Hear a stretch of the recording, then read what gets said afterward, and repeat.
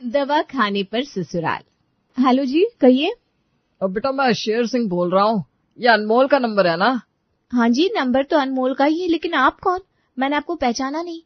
अरे बेटा जी, पहचाना तो मैंने भी नहीं आपको। आप कौन बोल रहे हैं? अरे बड़े अजीब आदमी आप। फोन आपने मिलाया है तो आप बताएंगे ना आपको किससे बात करनी है और कहाँ से बोल रहे हैं आप। उल्टा आप मुझसे ही मेरा परिचय मांग रहे हैं। अरे आप तो नाराज हो गए बेटा जी। मैं शेर सिंह, प्रतापगढ़ वाला मामा। अरे आप अनमोल से एक बार बात तो कराओ मेरी। शेरू मामा कह के मेरी गोदी में खेलता था अनमोल। अब मेरा परिचय सुनकर आपको तसल्ली हो गई हो तो कम से कम अनमोल से बात तो करवा दो, वरना इतना ही बता दो कि मेरी बात आखिर हो किससे रही है। अब माफ कीजिएगा मामा जी, गलती हो गई। मैं अनमोल की पत्नी रिद्धि बोल रही हूँ। अनमोल अभी अपना फोन घर पर छोड़कर चले गए हैं। जैसे ही वो लौट कर आएंगे मैं उन्हें बता दूंगी कि आपका फोन आया था। क्या बात कर रहे हो बेटा जी? अनमोल ने शादी कर ली और हमें पता तक नहीं चला। अनमोल से कहना मामा जी भूले नहीं है, अपना हिसाब बराबर किए बिना चैन से नहीं बैठेंगे। इतना कहकर शेर सिंह गुस्से में फोन काट देता है। अरे ये कौन से मामा जी हैं जो हिसाब बराबर करने वाले? ऐसा क्या कांड किया हुआ है अनमोल ने जो मामा जी ऐसी धमकी दे रहे हैं? रिद्धि अभी अपने पति अनमोल के बारे में सोचकर अंदाजा लगा ही रही थी कि दरवाजे पर बेल बजती है। रिद्धि देखती है कि अनमोल सामने खड़ा है। अरे अनमोल, तुमने तो कभी बताया नहीं, तुम्हारे प्रतापगढ़ में कोई शेर सिंह नाम के मामा जी भी रहते हैं? मामा जी का नाम सुनकर मानो अनमोल का चेहरा डर से पीला पड़ गया। तुम्हें मामा जी के बारे में कैसे पता? उनका फोन आया था क्या? हाँ, उनका फोन आया था और वो तुम्हारे बारे में पूछ भी रहे थे। कह रहे थे तुम्हारी शादी हो गई, तुमने उन्हें शादी में बुलाया भी नहीं। क्यों भाई, ऐसी भी क्या दुश्मनी है तुम्हारे उन मामा जी के साथ कि अपनी शादी में उन्हें बुलाना तक जरूरी नहीं समझा? अरे छोड़ो ना उन्हें, एक नंबर के पियक्कड़ आदमी है वो। शादी में फुल टाइट होकर जाते हैं और फिर यहाँ वहां बवाल करते फिरते हैं। इसीलिए खानदान की किसी भी शादी में लोग उन्हें बुलाना पसंद नहीं करते। मुझे ऐसा क्यों लग रहा है अनमोल कि तुम झूठ बोल रहे हो। तुम शायद भूल रहे हो कि जब भी तुम झूठ बोलने की कोशिश करते हो ना, तुम्हारी दाई आंख फड़कने लगती है। और तुम्हारी जानकारी के लिए बता दूं, मामा जी का नाम सुनने के बाद से ही लगातार तुम्हारी दाई आंख बुरी तरह से फड़फड़ा रही है। अब तुम सीधा सीधा सच बताते हो या फिर तुमसे सच निकलवाने के लिए कोई और हथकंडा अपनाऊं मैं? रिद्धि यार, तुम तो एक बात के पीछे पड़ जाती हो। अब क्या मैं चोर डकैत नजर आता हूं तुम्हें? क्या लगता है तुम्हें ये प्रतापगढ़ वाले मामा जी के यहाँ डकैती मैंने की है जो उनका नाम सुनकर मेरी आंख फड़केगी? लग तो मुझे यही रहा है, क्योंकि जब तुमने डकैती वाली बात कही ना, तुम्हारी आंखें फड़फड़ाना बंद हो गई। अब तुम सीधे सीधे सच बताते हो या मामा जी को बुलाओ? अरे बताता हूं ना। देखो, ये तो तुम्हें पता ही है कि आज मेरा बर्थडे है और मेरे हर बर्थडे पर शेर सिंह मामा जी बर्थडे विश करने के लिए मुझे फोन करते हैं। और जो उन्होंने तुम्हें बताया ना कि बचपन में मैं शेरू मामा कहकर उनकी गोद में खेलता था, वो सब बिल्कुल सही है। सच में मामा जी ने बचपन से ही मुझे बहुत प्यार किया है। अपने सगे बच्चों से भी ज्यादा प्यार और दुलार दिया है मामा जी ने मुझे। यार, तुम्हारी बातें ना मुझे बहुत कंफ्यूज करी है अनमोल। अगर तुम्हें तुम्हारे मामा जी से इतना प्यार था और मामा जी ने तुम्हें बचपन से इतना लाड किया है, तो फिर ऐसी भी क्या दुश्मनी थी उनसे कि तुमने उन्हें अपनी शादी के बारे में बताया तक नहीं? क्या बताऊं तुम्हें। हाँ, ये बात सच है कि मैंने उन्हें अपनी शादी के बारे में नहीं बताया। अब मैं क्या करता, मजबूरी थी मेरी। मुंह छुपाए घूम रहा हूं मामा जी से आज तक।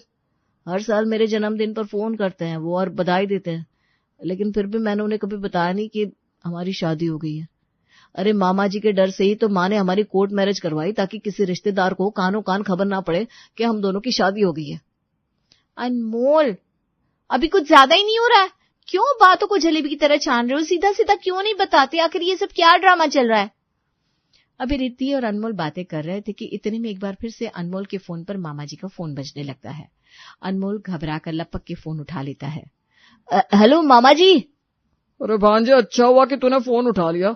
अभी थोड़ी देर पहले मैंने फोन किया था, किसी लड़की ने फोन उठाया और कहने लगी तेरी पत्नी बोल रही है। देख, अभी भी समय है, सच सच बता, वो लड़की तेरी पत्नी थी या नहीं? अपने मामा के बिना शादी कर ली है क्या तूने? अरे मामा जी, आपने जिस लड़की से बात की वो मेरी पत्नी ही थी। दरअसल ना अभी कुछ दिन पहले ही हमारी शादी हुई है, लेकिन हमने कोर्ट मैरिज की है। वो मेरी पत्नी रिद्धि के पापा काफी बीमार थे और उनकी अंतिम इच्छा थी कि वो हमारी शादी होते हुए देखे। बस इसलिए उनकी इच्छा को पूरा करने के लिए हम दोनों ने जल्दबाजी में कोर्ट में शादी कर ली। आप ऐसा बिल्कुल भी मत समझिए कि हमने शादी में आपको इनवाइट नहीं किया। चलो, जो हो गया सो हो गया, लेकिन अब बहू को आशीर्वाद देने के लिए तो हमें आना ही पड़ेगा ना। और बेटा तुझसे ये उम्मीद ना थी। शादी चाहे जिस भी परिस्थिति में हुई हो, लेकिन तुझे फोन करके बताना तो चाहिए था ना। और फिर बहुत रह लिया हमने भी अमेरिका में, अब सोच रहे इंडिया आकर अपना पुराना हिसाब किताब बराबर कर ले। इस महीने की 10 तारीख को हम अमेरिका से लौट के आ रहे हैं। और बेटा तुम्हारे साथ भी तो अपना पुराना हिसाब बाकी है, वो हिसाब भी तो देखना है। हिसाब की बात सुनकर अनमोल एकदम से सक पका जाता है। अरे मामा जी, इतनी लाखों की दौलत है आपके पास, सारी जिंदगी विदेश में रहकर डॉलर में पैसा कमाया है आपने, जाने दीजिए ना, आपके ऊपर क्या फर्क पड़ जाएगा। ऐसे कैसे जाने दो, तुझे अपने सगे बेटे की तरह लाड़ और दुलार किया है मैंने। अब हिसाब करने की बारी आई है तो तू पीछे हट रहा है। अच्छा, अब मैं समझा, तेरी शादी हो गई है इसलिए अब तू मामा को भूल गया है। अरे नहीं नहीं मामा जी, ऐसी कोई बात नहीं है, आप ऐसा क्यों सोच रहे हैं। अगर वाकई ऐसी बात है तो ठीक है, फिर आ रहे हैं हम 10 तारीख को अपना हिसाब किताब बराबर करने। और भाई बहुत लंबा समय बीत गया, अब हिसाब नहीं करेंगे तो और कब करेंगे। माना कि शहर के इतने बड़े डॉक्टर बन गए हो, लेकिन हमारे लिए तो भांजे ही रहोगे हमारे। जी जी मामा जी, बिल्कुल आ जाइए, आप अपना ही घर समझिए। इतना कहकर अनमोल फोन रख देता है।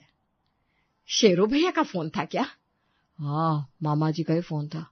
वो अमेरिका से आ गए हैं और 10 तारीख को अपना हिसाब किताब बराबर करने के लिए हमारे घर आ रहे हैं। मुझे तो समझ में नहीं आ रहा माँ, अब इस मुसीबत से कैसे निपटेंगे। अरे मुझसे क्या पूछ रहा है नालायक, जब मैंने कहा था कि पढ़ाई लिखाई कर ले तब तो तेरे सर पर बिजनेस करने का भूत सवार था। ना डॉक्टर बना, ना ढंग का कोई बिजनेस खुला, बस नाक कटा कर रख दी तूने। अरे माँ, मुझे कोसना बंद करो। फिलहाल ये सोचो कि जो मामा जी से 30 लाख रुपए लिए थे उसके लिए क्या बहाना बनाना है। मामा जी तो इस बार वाकई हिसाब किताब बराबर करने के मूड में नजर आ रहे हैं। मुझे लगता है अपना 30 लाख लिए बिना इस बार नहीं जाएंगे वो। अरे बेटा 30 लाख तो अपनी जगह ठीक है, लेकिन मैं तो ये सोच सोच के घबरा रही हूँ। भैया ने तुझे वो रकम डॉक्टर बनने के लिए दी थी, याद है तुझे कैसे उनके पैरों में गिरकर तूने उनसे पैसे मांगे थे, और उन्होंने भी यही सोचकर तुझे पैसा दे दिया था कि कल को तू डॉक्टर बनेगा, दवाखाना खुलेगा तो खानदान का ही नाम रोशन होगा। लेकिन अब जब वो यहाँ आकर देखेंगे डॉक्टर तो क्या, तू एक कंपाउंडर भी नहीं बना, तो उनके दिल पर क्या बीतेगी। देखो माँ, मैं ना सोच सोच कर पहले ही घबरा रहा हूँ, अब तुम ये सब बातें कहकर मुझे और मत डराओ। मेरे पास ना एक आइडिया है। देखो वो सिर्फ 2 दिन के लिए यहाँ आने वाले हैं, 12 तारीख की सुबह ही उनकी अमेरिका वापस जाने की फ्लाइट है। 2 दिन के लिए कुछ ऐसा चक्कर चलाते हैं कि उन्हें पता ही ना चल पाए कि मैं डॉक्टर नहीं बन पाया हूँ। देख ले बेटा, अगर ऐसा हो सकता है तो इससे अच्छी बात कोई और दूसरी हो ही नहीं सकती, नहीं तो पूरी बिरादरी में थू थू हो जाएगी हमारी। मामा जी को अपना झूठा डॉक्टर होने का रुतबा दिखाने के लिए अनमोल अपने घर को दवाखाने में बदल लेता है। अरे अनमोल बेटा, ये क्या कर रहा है तू? पूरे घर में ये हरे हरे पर्दे क्यों टांग रहा है? अरे माँ जी, आपको पता नहीं है क्या, अपने घर को दवाखाने में बदल रहे हैं। और दवाखाने में कोई रंग बिरंगी नहीं बल्कि हरे रंग के पर्दे ही लगाए जाते हैं, कुछ तो कॉमन सेंस लगाइए। सबसे पहले अनमोल तू ऐसा कर, अपने लिए एक डॉक्टर वाला सफेद कोट सिलवा ले, उसके बाद एक बड़ा सा बोर्ड बनाकर घर के बाहर लगा देते हैं। अनमोल, एक आइडिया है मेरे पास, ऐसा करो बोर्ड पर लिखवाना शेर सिंह दवाखाना। जब मामा जी आकर हॉस्पिटल अपने नाम पर देखेंगे ना, तो तुम्हारे 30 लाख में से 15 लाख तो ऐसे ही माफ कर देंगे। अरे आइडिया तो वाकई गजब का है। तो फिर ठीक है, मैं अभी बोर्ड के लिए ऑर्डर दे देता हूँ।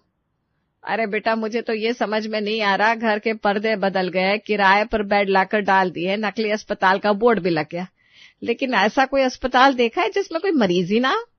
अब मरीज कहाँ से पकड़ कर लाएगा तू? माँ, तुम भी कमाल करती हो, जब अस्पताल के डॉक्टर नकली है तो मरीज भी तो नकली होंगे ना। तुम ऐसा करो, काम वाली गीता को बुलाओ, उसके लिए इससे अच्छा मौका और क्या हो सकता है। थोड़े पैसे एक्स्ट्रा दे देंगे और क्या। गीता, देखो बिना क्यों कब कैसे पूछे 2 दिन के लिए एक छोटा सा रोल करना है, कर पाओगी क्या? रोल? कैसा रोल? देखो भैया जी, मैं ना कोई गलत काम नहीं करने वाली, गीता गरीब जरूर है लेकिन उसूलों वाली है। अरे तो हम तुमसे कौन सा डकैती करवा रहे हैं, बस तुझे 2 दिन तक यहाँ बेड पर लेटना है और मरीज बनने का नाटक करना है। मरीज बनने का? लेकिन मुझे कौन सी बीमारी हुई जो मैं मरीज बनूं? और वैसे भी अनमोल भैया, आपके घर में कौन डॉक्टर है जो मेरा इलाज करेगा? ये चल क्या रहा है आपके यहाँ पर? अरे तुझे बोला ना ज्यादा दिमाग नहीं चलाने का, सिर्फ नोट गिन और मुंह पर ताला लगाकर चुपचाप बिस्तर पर लेटी रहे। पैसे कमाने हैं कि नहीं? अच्छा ठीक है, जैसा आप लोग कहो, बताओ मुझे क्या करना है। बन जाएगी मैं मरीज, लेकिन एक दिन का 2,000 लेगी मैं। अच्छा ठीक है, दे देंगे। गीता से तो बात हो गई रिद्धि, तुम ऐसा करो, बर्तन करने जो रोशनी आती है ना, उससे भी बात कर लो। जैसे ये गीता तैयार हो गई है, रोशनी भी इनकार नहीं करेगी। हाँ बेटा, मरीज का तो इंतजाम हो गया, और सोच लो जिन चीजों की जरूरत है वो सब किराए पर ले आओ। किसी तरह 2 दिन भैया इस झूठ को सच मान ले, उसके बाद तो सब चांदी ही चांदी है। दोनों काम वालियों को एक दिन का 2-2 हजार देने का वादा करने के बाद अनमोल ने उन्हें मरीज बनने के लिए राजी करवा लिया था। माँ, ये गीता और रोशनी तो मरीज बन के भर्ती हो गई, लेकिन एक बात बताओ, डॉक्टर के पास तो ओपीडी में भी मरीज आते हैं ना, और जब मामा पूरा दिन यहाँ रहेंगे, एक भी मरीज इलाज कराने के लिए नहीं आएगा तो कहीं उन्हें शक ना हो जाए। और बेटा तो फिर 1-2 मरीजों का और इंतजाम कर ले, जिन्हें गोली देकर वापस भेज देना। मैं भी वही सोच रहा हूँ। ठीक है, ऐसा करो रिद्धि, तुम अपने भाई को बुला लो, वही पेशेंट बनकर आएंगे और मैं उन्हें दवा दे दूंगा। अरे तुम जानते हो ना अनमोल, पैसे के बिना मेरे दोनों भाई 1 इंच भी नहीं हिलने वाले। मैंने उनसे बात की थी, एक दिन का 10,000 मांग रहा है। अच्छा ठीक है भाई, जो मांग रहे दे दो। सब कुछ तय हो चुका था। 10 तारीख की सुबह ही मामा जी अनमोल के यहाँ पहुंच गए थे। दरवाजे पर ही अपने नाम का बड़ा सा बोर्ड देखकर मामा जी बड़े प्रसन्न हो गए थे। वाह भांजे वाह, तेरी तरक्की देखकर मेरी आंखों में आंसू आ गए। कौन कह सकता था तेरे जैसा गली में खाक छानने वाला लड़का एक दिन इतना बड़ा डॉक्टर बन जाएगा। क्या मामा जी, आप बिना इमोशनल हो जाते हैं। क्या बोल रहे हैं, कुछ तो ख्याल करिए, अब मैं एक डॉक्टर हूँ। प्रणाम मामा जी। अरे बेटा, ये नर्स मुझे मामा जी कहकर मेरे पांव छूकर आशीर्वाद क्यों ले रही है? अब मामा जी, वो क्या है ना, आप ही के कारण इन सबकी रोजी रोटी चल रही है, बस इसीलिए आपको याद देखकर इमोशनल हो गई। हाँ भांजे, सही कह रहे हो। वैसे नर्स बड़ी सुंदर रखी हुई है तुमने। क्या जरूरत थी नर्स की कॉस्ट्यूम पहनकर यहाँ आने की? तुमसे बोला था ना अपनी सहेली मीना को नर्स का रोल दे देना। हाँ तो मैं कौन सा तुम्हारे हॉस्पिटल में नर्स बनने के लिए मरी जा रही थी। लास्ट मोमेंट पर मना कर दिया मेरी फ्रेंड ने।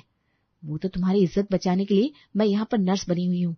कहो तो जाकर कॉस्ट्यूम चेंज करके बहू बनकर आ जाओ। अरे कमाल की बात करती हो यार तुम, अब चुपचाप खड़ी रहो। मामा जी अस्पताल में अंदर आते हैं। हॉस्पिटल का जायजा लेते हुए अचानक से अनमोल और रिद्धि के बेडरूम में पहुंच जाते हैं। अरे भांजे, ये क्या, ये नर्स के साथ कमरे में फोटो लगा रखी है तुमने? ये कैसा हॉस्पिटल है भाई? अरे मामा जी, आप गलत समझ रहे हैं। वो क्या है ना, यही तो रिद्धि है। वैसे ये मेरे हॉस्पिटल में नर्स है, लेकिन मैंने अपनी नर्स से ही शादी की है, बस इसलिए अपनी पत्नी के साथ तस्वीर लगा रखी है मैंने। भांजे, पूरी दुनिया में तुझे सिस्टर ही मिली थी शादी करने के लिए, अब अपनी पत्नी को सारी उम्र सिस्टर सिस्टर कहना पड़ेगा। छोड़िए ना मामा जी, आइए आपको मैं अपने पेशेंट से मिलवाता हूँ। देखिए, ये है गीता कुमारी। इनके पैरों में लकवा मार गया है, पिछले 6 महीने से चल फिर नहीं पा रही है, लेकिन अपनी तरफ से पूरी कोशिश कर रहा हूँ मैं। अरे मेम साहब, जल्दी लेकर जाओ ना इस बूढ़ो को यहाँ से। मेरे पैर में ना बहुत जोर से मधुमक्खी काट रही है, और मैं चाहकर भी अपना पैर नहीं ला सकती। मैं बता रही हूँ, अब 2,000 नहीं 3,000 लूंगी मैं। हाय, ये जान निकल रही है मेरी। अब अरे चल ठीक है ना, मामा जी सामने खड़े हैं, पैसों का हिसाब किताब बाद में कर लेंगे, कहीं बाकी थोड़ी ना जा रहे हैं। गीता से मिलने के बाद अनमोल मामा जी को लेकर अपनी दूसरी पेशेंट यानी कि काम वाली रोशनी के पास पहुंचता है। डॉक्टर साहब, कल जो आपने इंजेक्शन लगाया था, उसके बाद कई सालों के बाद मैं चैन से सोई हूँ। आप महान हो, आप महान हो, आप महान हो। मामा जी, इस पेशेंट को ना नींद ना आने की बीमारी है। कई साल बाद कल ये पूरी रात आराम से सोई है तो थोड़ी इमोशनल हो गई है। रात तो हो ही गई है सिस्टर रिद्धि, ऐसा करो, इंजेक्शन लेकर आओ और मेरे सामने ही लगा दो इस पेशेंट को। मैं अपनी आंखों से ये नेक काम होते हुए देखना चाहता हूँ। अरे छोड़िए ना मामा जी, मैं बाद में विजिट पर आऊंगा तब लगा दूंगा। नहीं नहीं नहीं भांजे, लगाओ, मेरी आंखें तरस रही है अपने भांजे को इलाज करता हुआ देखने के लिए। मामा जी की बात सुनकर अनमोल कांपते हुए हाथों से रोशनी को इंजेक्शन लगा देता है। आए, मर गई। मेम साहब, ये इंजेक्शन बहुत भारी पड़ेगा आपको। 2,000 नहीं, पूरे 6,000 लेगी, वो भी घंटे के हिसाब से, वरना आप भी क्या, अभी आपकी सारी पोल पट्टी खोल कर रख देगी मैं। रिद्धि किसी तरह से रोशनी को शांत करती है और मामा जी को वहां से लेकर उनके बेडरूम में पहुंच जाती है। मामा जी आज आपने काफी देर हॉस्पिटल में विजिट कर लिया, अब आप आराम करिए, बाकी के पेशेंट से कल मिल लीजिएगा। हाँ। मामा जी को बेडरूम में छोड़ने के बाद अनमोल और रिद्धि भी अपने कमरे में आते हैं। अनमोल, तुम्हारा ये झूठ ना बहुत महंगा पड़ रहा है। अरे तुम्हें पता भी है रोशनी और गीता दोनों मुंह फाड़कर पैसे मांग रही हैं। अरे मैं जानता हूँ पैसा तो पानी की तरह बह रहा है, लेकिन इस समय पैसे की नहीं, अपनी इज्जत की परवाह करो।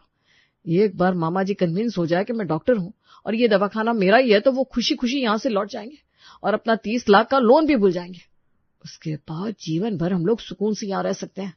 अगले दिन रिद्धि और अनमोल अपने नकली ओपीडी पेशेंट से मामा जी को मिलवाते हैं और उनका भी उल्टा पुल्टा इलाज करके वहां से वापस भेज देते हैं। किसी तरह 2 दिन का वक्त पूरा हो जाता है। तीसरे दिन सवेरे 6 बजे। मुझे बड़ी खुशी हुई तुम्हें यहाँ पर अस्पताल में डॉक्टर की तरह काम करते हुए देखकर। भाई मन प्रसन्न हो गया। अच्छा, मैं तो अब आधे घंटे में निकल जाऊंगा। जाने से पहले अपना हिसाब किताब बराबर करना चाहता हूँ। बेटा ये लो तुम्हारे 10 लाख रुपए। बाबूजी ने अपनी प्रॉपर्टी के 2 बराबर के हिस्से किए थे। एक तुम्हारी माँ के नाम था, उस प्रॉपर्टी को मैंने 80 लाख में बेच दिया है, जिसमें 40 लाख तुम्हारी माँ का हुआ। 30 लाख तो मैं तुम्हें पहले दे चुका हूँ। ये लो बचे हुए 10 लाख। अब से तुम्हारा और हमारा हिसाब किताब बराबर। क्या कहा? आप ये हिसाब बराबर करने की बात कर रहे थे? इसका मतलब आप पहले से जानते थे कि नाना जी ने अपनी आधी संपत्ति माँ के नाम की है? और नहीं तो क्या, वरना क्यों मैं तेरे जैसे निकम्मे सड़क छाप को 30 लाख रुपए देकर इतना बड़ा दांव खेलता। मैं तो जानता ही था कि ये तो तेरा ही पैसा है, बस समय पर तेरे काम आ गया, इस बात की मुझे खुशी है। लेकिन मामा जी आप तो फोन करके उस वादे के बारे में बात करते थे, वो सब क्या था? अच्छा वो वादा, अरे तो भूल गया क्या? 10 साल पहले जब तू हमारे यहाँ आया करता था तो लूडो में मुझे हराने की बात करता था। बस वो बाजी हमारी अधूरी रह गई थी। उसके बाद मैं अमेरिका चला गया और फिर कभी साथ में बैठकर खेलने का मौका ही नहीं मिला। बेटा अभी भी मेरी फ्लाइट में आधे घंटे का समय है, आज अपना वादा पूरा कर ही लेते हैं। लेकर आ लूडो, हो जाए एक बाजी। मामा जी की बात सुनकर रिद्धि, अनमोल और उसकी माँ अपना सर पकड़ लेते हैं और इस तरह अपनी लूडो की बाजी पूरी करने के बाद मामा जी तो विदा ले लेते हैं और इधर बेचारे रिद्धि और अनमोल 10 लाख में से 5 लाख रुपए इस नकली दवाखाने को बनाने का बिल भरने में खर्च कर देते हैं और अपनी किस्मत पर आंसू बहाते हुए बचे हुए 5 लाख को देखने लगते हैं।